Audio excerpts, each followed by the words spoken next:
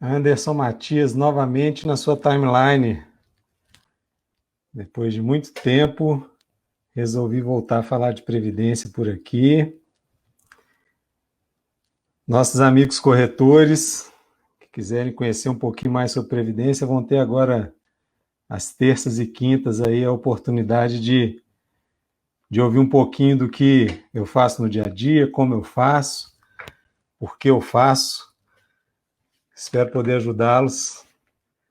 Fiz um roteirinho hoje aí para ajudar a turma a escolher PGBL e VGBL. Uma dúvida muito comum entre a maioria das pessoas com quem eu converso. Motivo de muitos bate-papos aí, seja de clientes, pessoas físicas, sejam de profissionais. Para quem não me conhece, eu sou Anderson Matias. Tem um canal que fala um pouquinho sobre previdência, que estava em stand-by aí desde dezembro, por um motivo muito bom, que é o desenvolvimento de uma startup na área de previdência a qual eu sou sócio. E agora eu arrumei um tempinho aí para poder compartilhar com vocês mais conhecimento, como eu vinha fazendo no ano passado, e espero poder ajudá-los. Vamos aprender um pouquinho a falar sobre previdência e entender como que se escolhe PGBL e VGBL. Então, pessoal, vamos lá, vamos começar. Qual que é o meu papel aqui? É tentar ajudar profissionais aí do mercado financeiro, ou seja, cliente final, ex-life planner, gerente de banco, assessor de investimento da XP, a escolher melhor os produtos para os clientes.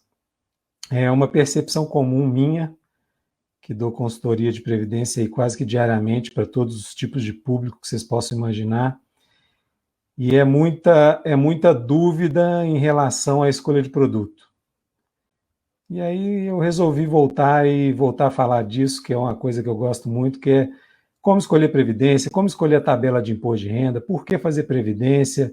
A gente vai ter aí às terças e quintas um bate-papo, sempre de uma meia horinha, porque tempo é dinheiro e eu quero ajudá-los a entender esse negócio de um jeito mais legal, mais simples, mais óbvio e mais objetivo. Então vamos começar falando por que a gente deveria se preocupar muito em escolher certo entre PGBL e VGBL. Para embasar isso, eu vou dar algumas informações para vocês aqui. A gente, aí, base de dados de 2018, tá? A gente tem 30 milhões de pessoas que declararam o imposto de renda. Declaração de 2018 feita em 2019. Desse total, 43% são pessoas que pagaram algum imposto de renda, ou seja, fizeram a declaração completa e pagaram mais imposto de renda do que o devido. Os outros 57% são pessoas que fazem declaração simplificada, que também podem ter pago imposto de renda, mas na sua maioria algumas conseguem isenção. E aí que entra a minha preocupação de falar um pouco de PGBL e VGBL, porque eu tenho percebido as pessoas escolhendo o produto da forma errada. Outro número importante para vocês entenderem: média de renda de quem faz declaração completa no Brasil. Dados da Receita, não são dados do Anderson, tá, pessoal? Quem tiver interesse em conhecer, é só entrar no site da Receita ou no Google e digitar grandes números da Receita Federal. Vocês vão cair numa página da Receita que tem um relatório que diz tudo sobre como são feitas as declarações de imposto de renda no Brasil, se eu não me engano, desde 2012, de 2012 em diante, ou 2013. A renda média de quem faz declaração completa é R$ 83 mil no Brasil hoje. E aqui começa a primeira inferência minha em relação à escolha de produto. Eu vejo muita gente escolhendo VGBL à torta e direito, sempre tem um público sedento por um PGBL. E nós vamos chegar lá e eu vou embasar esse entendimento para vocês poderem corroborar, ter dúvida e estudar um pouco mais, entender e a gente discutir. Isso é legal, isso é bom para todo mundo.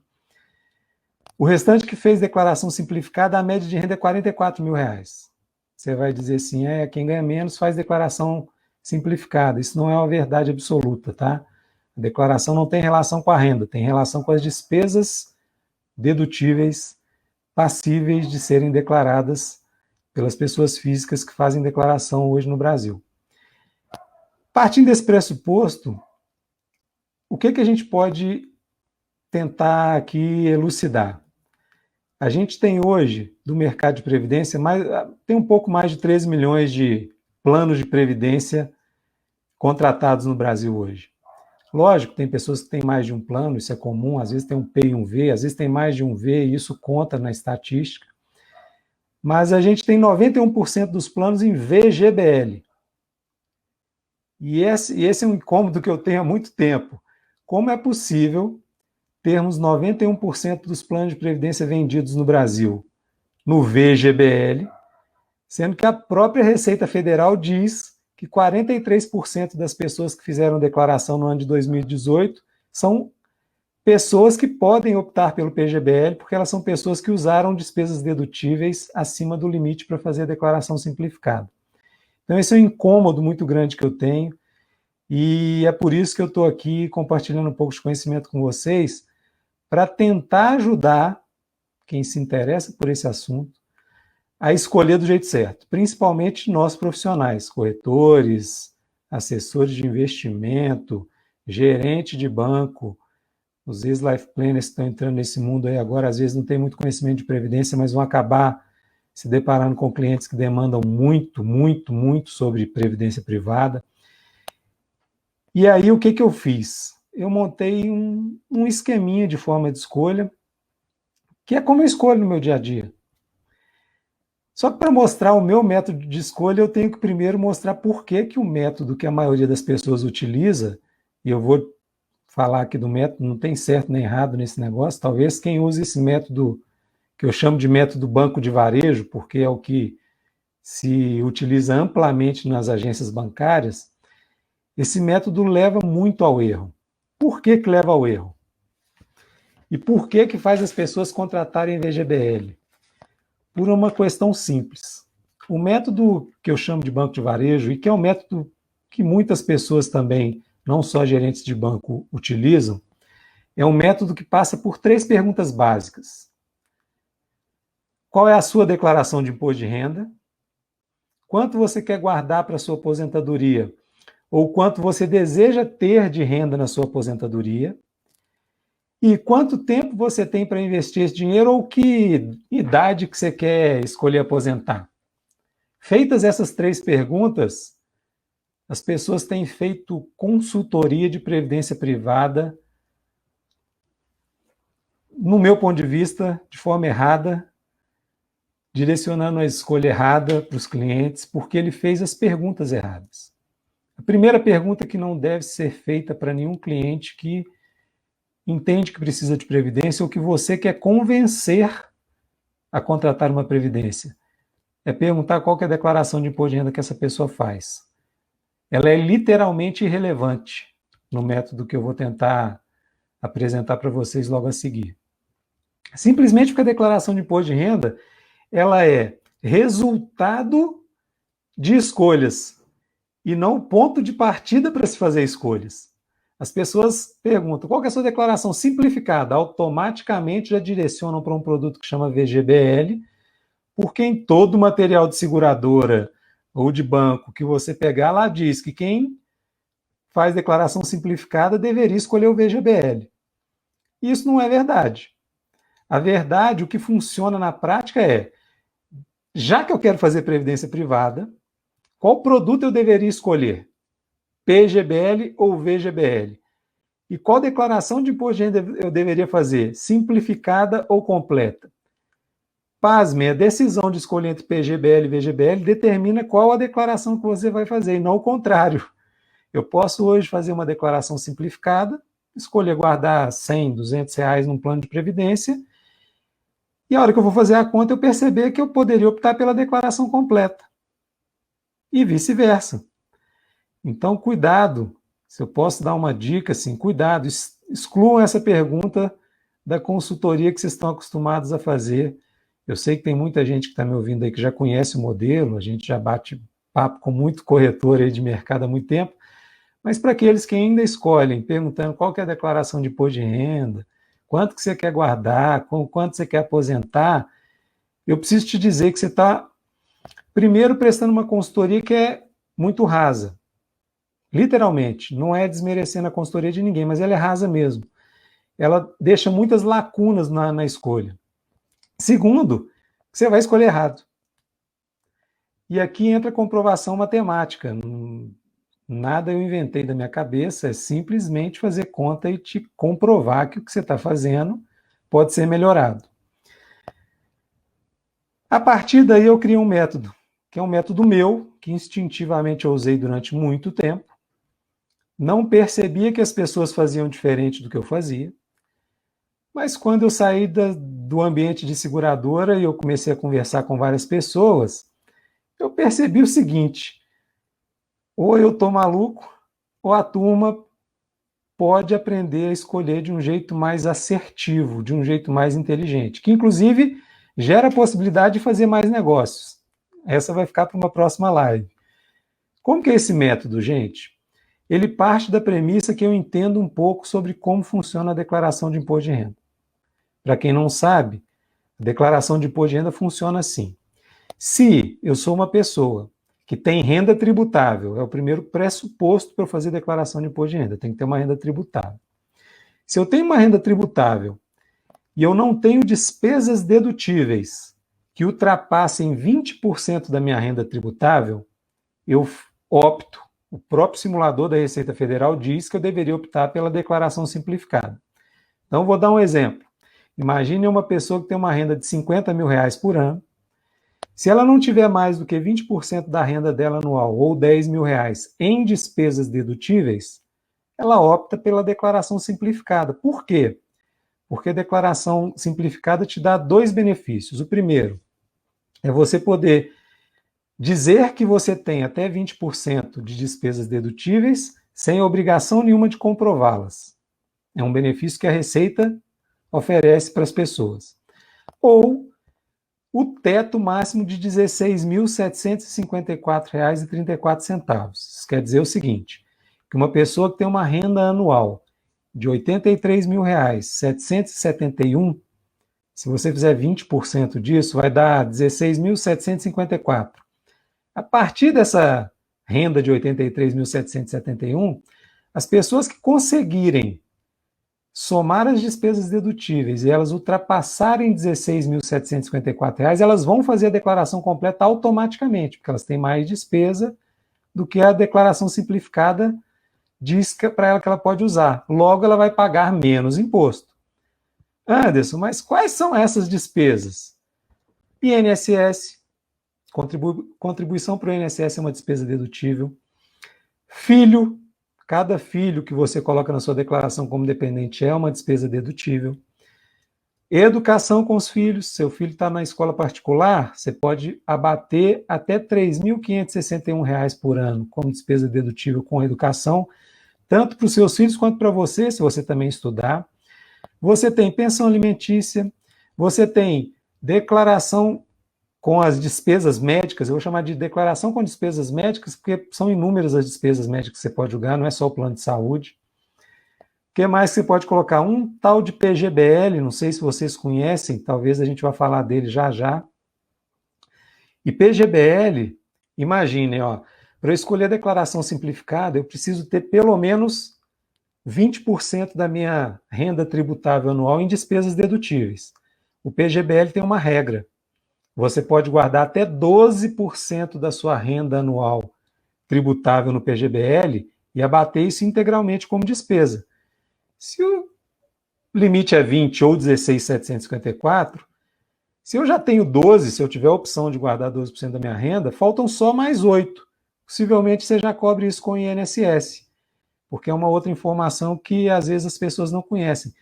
Para se contribuir para o PGBL e abater as contribuições do PGBL na declaração de imposto de renda, eu preciso ser um contribuinte do Sistema Público de Previdência Social, ou através do INSS, ou através como funcionário público lá pagando o regime que a gente chama de RPPS, ou já sendo aposentado, tendo contribuído durante a vida para esse regime. Então eu não posso fazer PGBL se eu não contribuir para o INSS. A consultoria é muito simples. Se você está atendendo alguém, perguntou, você contribui para o INSS? Não. Primeira informação importante, essa pessoa, se ela tiver renda tributável, ela está fraudando uma regra que é a regra de contribuir para o sistema público. Ela está gerando um passivo junto ao fisco, porque é obrigatório contribuir para o INSS se a gente tem renda tributável, tá? Eu não vou entrar nessa seara aqui agora, que esse pode ser uma outra live para a gente bater papo sobre INSS. Mas se eu não pago INSS, vamos imaginar que eu sou um autônomo, não tenho renda tributável, mas eu quero lá fazer um plano de previdência. Não paga INSS. Ele não é apto a fazer um PGBL. Ele não deveria fazer um PGBL. Ele até pode, mas não deveria, porque ele não vai abater na declaração dele as contribuições que ele fizer para o plano. Em contrapartida, tem o outro lado. Tem aquelas pessoas que têm renda tributável, mas fazem declaração simplificada porque mesmo somando todas as contribuições ou despesas dedutíveis que ela tem, não ultrapassam 20% da renda tributável anual e nem ultrapassam o teto de R$ 16.754. E é aí que mora o perigo. Quando você pergunta, qual que é a sua declaração? É simplificada. Tá bom, quanto que você quer guardar para o plano de previdência? R$ 500 por mês. Você quer aposentar quando? Aos 65 anos. Na sua cabeça, você fez a melhor consultoria possível para o cliente. Ele te diz que ele faz a declaração simplificada, você escolheu um VGBL. Ele te diz que vai se aposentar aos 65 anos, nós vamos falar disso numa outra live, você escolheu uma tabela de imposto de renda aí que dizem que é a menor alíquota que tem no Brasil, que é 10%, não é verdade. Só que você não fez uma conta que é simples. Se você somar esses R$ 500 por mês do seu possível cliente, dá 6 mil por ano. Somar com o INSS, se ele já paga INSS. Somar com outras despesas dedutíveis que ele possa ter, talvez ele tenha um filho que é dependente dele. Somar com a escola que paga para o filho, somar com o plano de saúde, a hora que você incluiu aqueles R$ 500 de previdência, que eu não vou falar nem se é P ou se é V, antes de fazer essa conta, só de somar os R$ 500 ele já estaria passando daqueles 20% ou dos 16.754. Então perceberam que tomar a decisão de fazer um plano de contribuição para um plano de previdência, que não é nem P nem V por enquanto, pode mudar a sua tributação, a sua forma de ser tributado, a forma de declarar o imposto? E é esse o grande porém, e é com isso que eu insisto muito em relação ao modelo. O modelo que eu acho mais assertivo para a Previdência é um modelo que passa pelas seguintes perguntas. Primeira delas, quais são suas despesas dedutíveis? Você paga INSS? Você é funcionário público e contribui para o sistema público de previdência? Você já é aposentado? Se ele disser sim, ele já é apto a contribuir para um PGBL. Ele pode, se ele quiser, se ele puder e se ele precisar. Você pergunta, você tem filho como dependente na sua declaração? Sim, já soma com o INSS, soma o filho. Cada filho que a gente julgar na declaração é uma despesa dedutível de R$ 2.275,08, se eu não me engano. Posso estar desatualizado aqui, que tem um tempinho que eu estou fora de fazer live e de falar sobre esse assunto assim, de forma recorrente, mas eu imagino que seja esse valor mesmo. Então, a cada filho, 2.275. Se estiver na escola, mais 3.561. O INSS, em média, para quem ganha acima de 4 mil alguma coisa, já paga 11,69% do salário, do salário de contribuição, que é o teto do INSS, né, que é 6.433, já dá aí mais 9 mil de despesas por ano. Então você soma 9 mil, mais 2 mil de um filho, mais 3 mil da escola. Quando você contribuir com os R$ 500 de previdência, talvez você mude para a declaração completa e talvez você tenha uma bela de uma restituição de imposto de renda, que nada mais é, e eu brinco sempre, PGBL é um produto que gera riqueza. Ele devolve dinheiro que fica lá no fisco. Você acha muito legal ganhar R$ 1.000 de restituição, mas continua lá pagando 10 mil de imposto, vai. Se você teve restituição é porque você pagou mais do que devia durante o ano. Você acha legal ter R$ 1.000 de restituição e não fazer PGBL. Pasmem, dependendo do seu potencial, ou seja, da sua renda tributável, se você estiver enquadrado na alíquota de 27,5%, que é a alíquota máxima que você pode descontar suas despesas dedutíveis, e não necessariamente será a alíquota de imposto de renda que você vai pagar na prática, porque na prática o que vale é a alíquota efetiva de imposto de renda, que muita gente nem sabe que existe, fica falando que paga muito imposto de renda, mas isso não é verdade também. E eu dei o número aqui. Em média, quem faz declaração completa de imposto de renda no Brasil, média, tá, gente? Não vale pegar nem o extremo máximo e nem o mínimo, eu estou falando de média, então ela não retrata a realidade 100%. A alíquota média de imposto de renda paga é de 12% por ano. Você abate 27,5% e paga na prática 12%. Eu já sei que na cabeça de alguns que conhecem um pouco de Previdência, surge aquela pergunta: Anderson, mas o PGBL é muito ruim. Eu vou guardar dinheiro no PGBL, na hora que eu for resgatar, eu vou pagar imposto sobre o capital, mais o rendimento todo que tiver. Não é verdade? É verdade. Literalmente é assim que funciona. Só que tem uma coisa importantíssima. Na prática, quando você reaplica o imposto que ele te deu de restituição, que a maioria das pessoas que usam PGBL não fazem isso. Estão deixando de ficar mais ricos ou estão deixando de antecipar a aposentadoria, porque é tão simples quanto isso.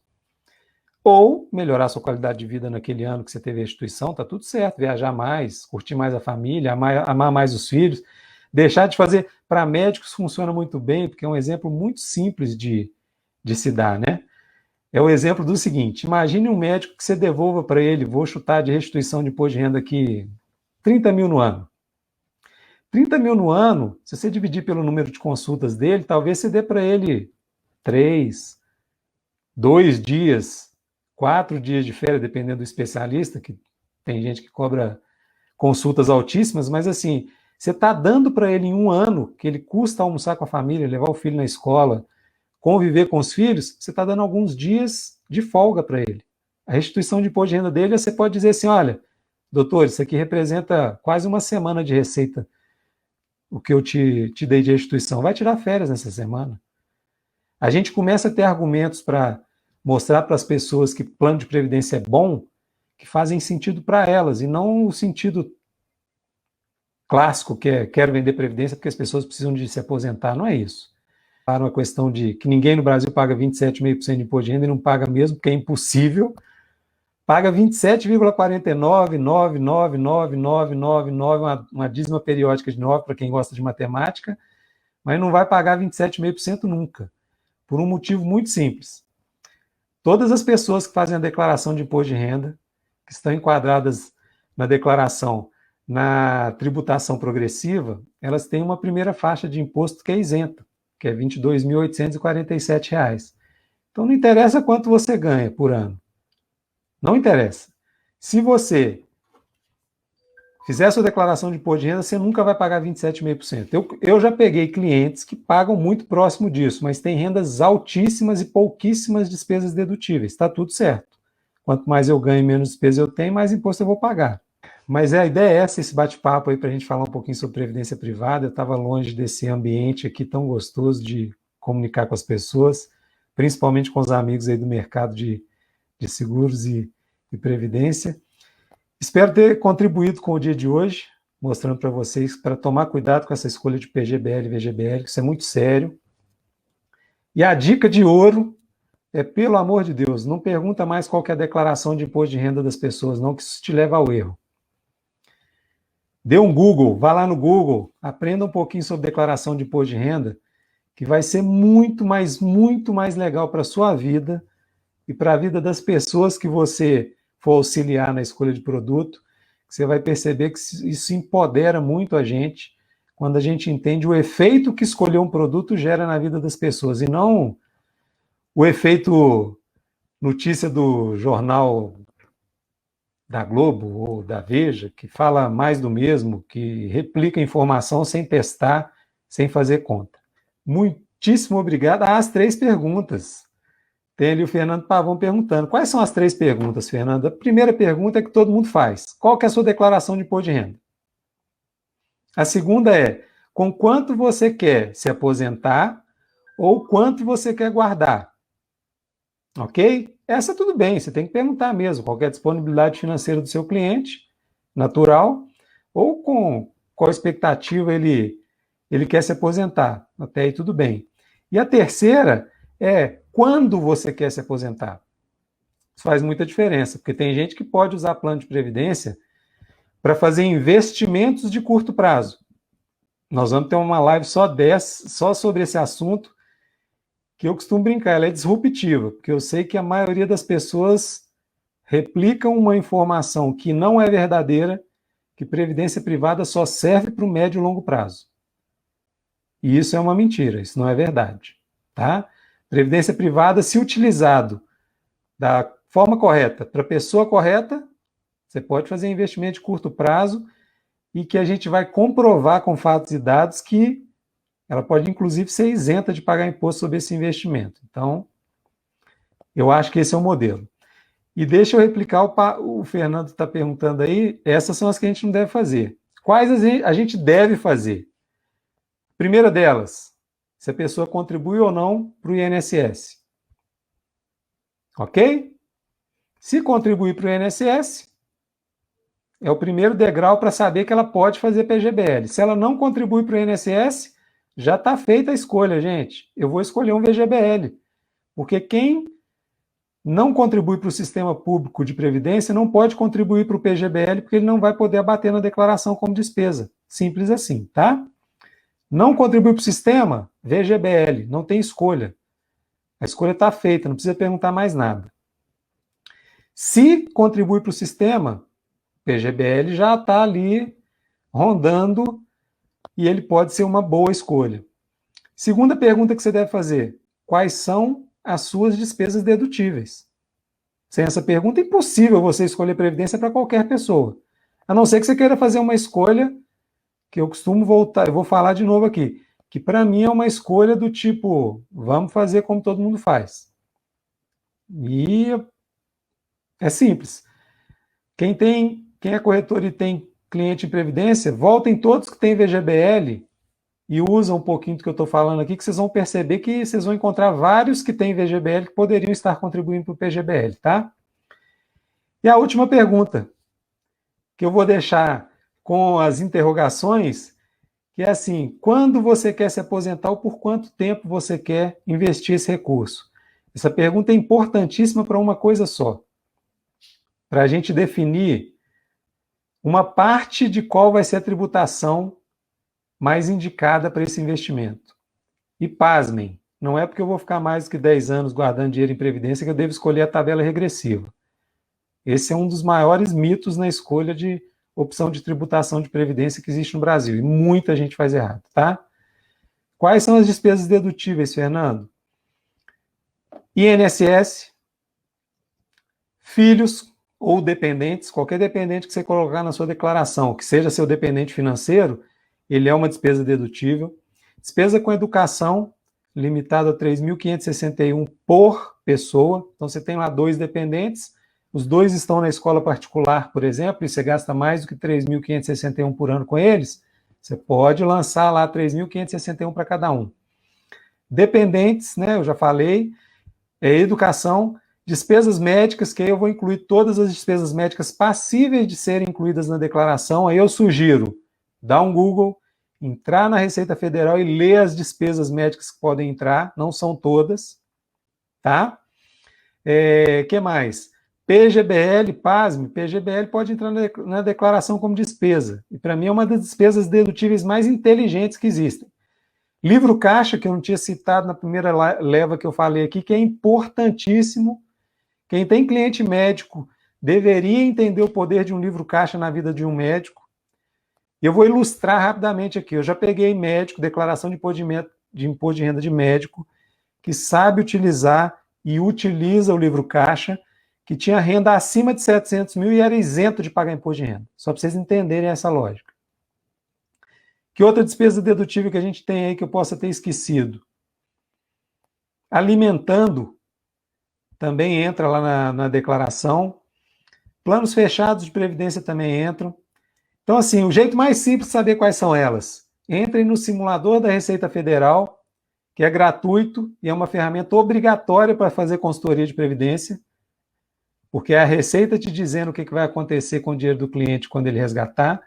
Entra lá que tem todas as despesas listadas, inclusive fala os valores das que são, se eu posso dizer aqui, pré-fixadas, que são os dependentes, que é 2.275,08 para cada um, e 3.561,50 de INSS, tá? De INSS não, de educação para cada dependente que você tiver, que estiver com gastos com educação. É isso, pessoal. Espero tê-los ajudado. Se tiver mais alguma pergunta aí, eu respondo com o maior prazer do mundo. Esse bate-papo é para a gente ajudar quem tem interesse em conhecer um pouco mais sobre Previdência, tá? Obrigado, pessoal.